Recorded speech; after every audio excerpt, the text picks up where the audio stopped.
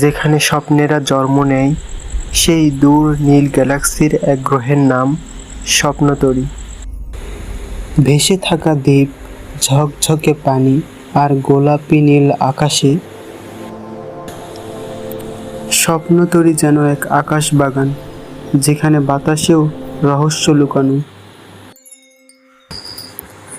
এখানেই শুরু হয় এক গল্প, এক তারার পতনে।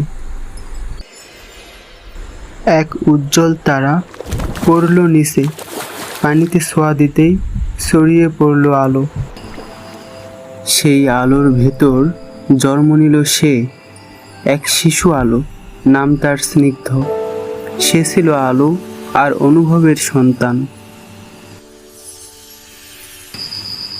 স্নিগ্ধ একদিন হাত তোলে, আর চারপাশে ছড়িয়ে পড়ে ভয়, আনন্দ আর ভালোবাসা। এই শব্দ দিয়েই তৈরি হলো এক নতুন জগৎ, যেটা আবেগ দিয়ে গড়া। বন্ধুরা, এর পরের পার্ট চাইলে কমেন্টে লিখুন।